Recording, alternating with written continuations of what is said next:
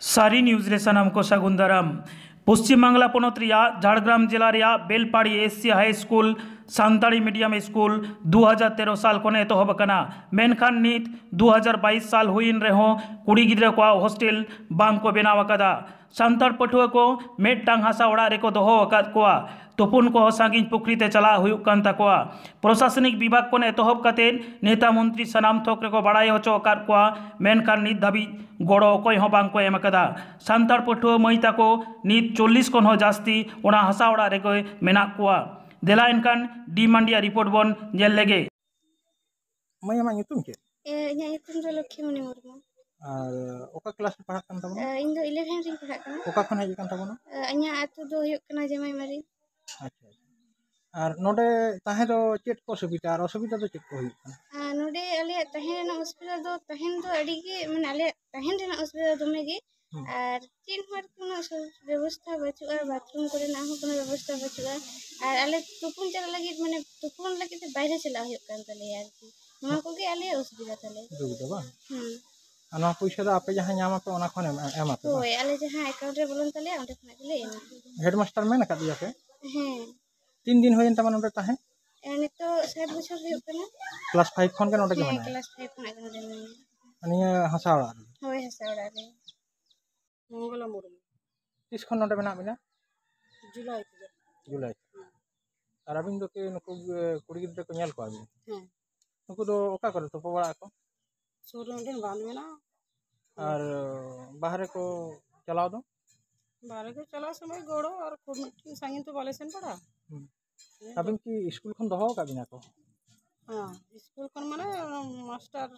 ना चांदो रे 12000 টাকা करते नंका नुकुनिया घर आके एमा भी नहीं हां নাম হচ্ছে ছবিনাথ মাহাতো জাগরাম বিদ্যুৎ। আচ্ছা আপনার এখানে মেয়েগুলো কতদিন থেকে আছে আছে হলো 8-10 বছর মতো হলো। 8-10 বছর তাহলে ওইখানে যতগুলো স্কুলের মেয়ে এখানেই থাকে হ্যাঁ প্রথমটা কিভাবে শুরু করেছিল প্রথমটা এমনি মোটামুটি আমাকে বললো যে এখানে ওই মেয়েগুলো প্রথম ভর্তি হয়েছে তো ওই 8-10 জন থাকবে আর ওদেরকে দেখাশোনার জন্য একজন থাকবে এরকম আর আপনাকে পার মান্থ ভাড়া দেয় স্কুল হ্যাঁ এদের তো পাঁচির টাচির একটু অনিশ্চয়তার মধ্যেই আছে হ্যাঁ স্নান টান কোথায় করে স্নান টান এইখানে পাশে বাঁধ আছে ওইখানে যায় जोहार गे Belpahari high school Belpahari SC high school रेन माचेद सृजन हांसदा बाबूम लैदा हाँ जोहार गे इन दो बेलपहाड़ी एससी उनुसुल विद्यागार रिनी सानताड़ रिनी माचेद सृजन हांसदा कनी अच्छा अच्छा सारी न्यूज खन बापा इतो बसराइन लैद थेन हाँ जोहार अच्छा ओंडेना मिदटांग खबर सदर कना जे ओना स्कूल रेन जहां हॉस्टेल मेना ओना दो एखोनो हॉस्टेल बिल्डिंग बनवा गर्ल्स हॉस्टेल आदि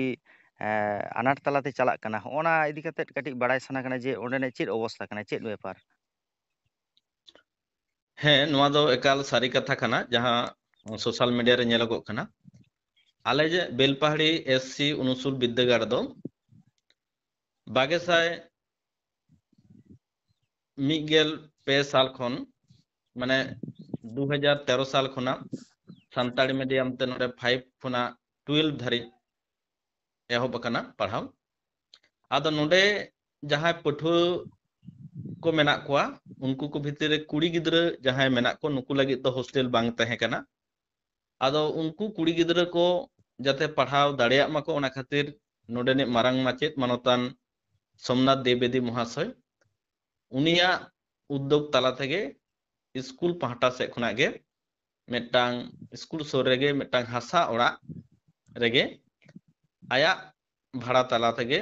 तेहेन धारिते निया 2022 सेशन रे जहां लेखा नाम कना पेगल मोड़े गोटांग मई गिद्रा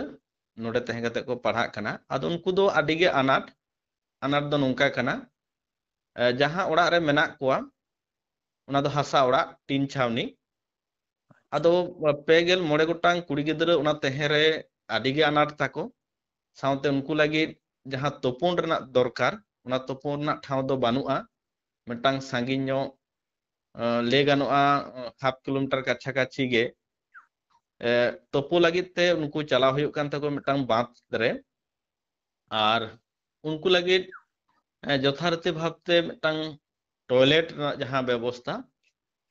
ओना दो मिटटां जहां भाड़ा ओड़ा मेना दो उनकुआ गेको व्यवहारा मेनखान उनको लगी सेपारेट टॉयलेट दो हां बानुआ आदो नोंकाते ले गानोआ उंडेन पठुओ मई कोदो आडिगे तहन लेकाते दो आडिगे अनाट रे मेना कोआ और उनकुआ निरापत्ता लेकाना दो उनकाना दो बानुआ आदो स्कूल पाहटा खे कोनागे मिटटां हरहो दैले दोहो कदेया आदो ले गानोआ अनाट तला तेगे उनकुआ सेचेद दो चलाक कना। अच्छा आ हॉस्टल ओड़ा बना लेकना उनकना जायगा स्कूल रेना मेना से बनुआ आदो बेलपहाड़ी एससी उनुसुल विद्यागढ़ रेना जहां जायगा हाँ नुआ जायगा दो अथाम जायगा मेना मिटटांग लेगनो बेलपहाड़ी हास्पाताल रेना सामंग रेगे प्राय 33 बीघा मिटटांग जायगा मेना हैं अच्छा ओना दो आदि मारांग जायगा ओंडे दो नितो धरिते जहां आले नुआ 30 जून जहां नियो 2022 सेशन रे चलावना ओना डाही रेना ᱧᱩᱛᱩᱢ हो आले ले छटियर कदा सिदु कानू मैदान मेंतेद गे और ओंडे जहां मिटटांग मिनी इंडोर स्टेडियम होय कना ओना हो अब बीर बांटा बाबा तिलका मुर्मू ᱧᱩᱛᱩᱢ तेगे ओना मिनी इंडोर स्टेडियम होय कना। अच्छा अच्छा अच्छा नित हाबिते प्रशासन रे से जनप्रतिनिधि को होना कथा को सेटेर का को से बांग जे नोडेना नोआ अनाट मेना मेनते नोडे नि मारांग माचेद जहां सोमनाथ देवेदी आ सावते इन सिरजन हासदा विगत दिन रे जहां एमपी झाड़ग्राम लोकसभा रे तहे कना डॉक्टर उमा सोरेन उनी तहे रेगे आले स्कूल पाहटा से कना लिखित एम होय कना आदो उनी हो आशा से एम लेदा जे आपेया हॉस्टल हुयुआ और उन समय नि जहां सेचेत मंत्री जहां पार्थ चट्टोपाध्याय तहे कना आले पंचायत समिति राहला हासदा माध्यम तहो चिट्ठी एम होय कना कथा एम लेदा जे बांग आपेया हॉस्टल हुयुआ मेनखान बाना होड़ा ऑक्टो चाबाइन रहो हॉस्टल दो उनकिन अमल रे बांग हुई लेना मेनखान आले थीर रे बानु लिया लेताड़ गे आले ले छुटेव कना तेहेन अबोई बीर मंत्री जहां मेनाया 14 नवंबर जहां सीएम हेज मांग हुल इन फोन तलाती मेता दिया जे दीदी आले बेलपहाड़ी स्कूल रेना हॉस्टल अवस्था खूब गे खराबा उना लेकाते आज 15 नवंबर दीदी मेनका दिया मेनते इन फोन तलाते बड़ा हचो कदिया उना साथे आले स्कूल रे मारांग माचेद आया पेट रे चिट्ठी ओल काते नोडेनि जहां पंचायत समिति नि सभापति रहला हासदा माध्यम ते हो 15 नवंबर मिटटांग सीएम चिट्ठी एम कना और नुआ बखरा ते दो ले गानोआ आले दो प्रशासनिक लेवल रे दो डीएम वीडियो सानाम कोगे मिटटांग चिट्ठी तलाते आले दोले बड़ा हचो का को मेनखान दुख रना कथा दो नुआ कना नितो धरित तो हो 2013 साल खुना नुआ जे 2022 तेन धरित रहो संताड़ी मीडियम रेन पठुआ मुई को लगी हॉस्टल बाले नाम लेदा और हॉस्टल बांग होई कना नुआ दो आडिगे दुख बुझे का। अच्छा अच्छा आडी सरहाव सृजन बाबू आस हुयुक कना नुआ को आड़ांग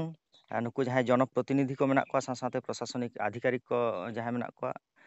नुकु को ठन सेटरवा जे नुआ कामी लगित ते मिटांग आरो कुरुमुटु को हता निये आस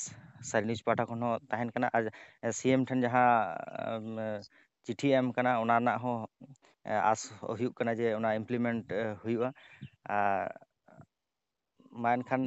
सारी न्यूज पाठा खान आडी सरहाव आर जोहार। हाँ जोहार गे मा इनकान सनाम कोगे जोहार सनाम कोगे नापाय ताहेन ताबन पे और जाओगे सारी न्यूज नेल इदी ताबन पे।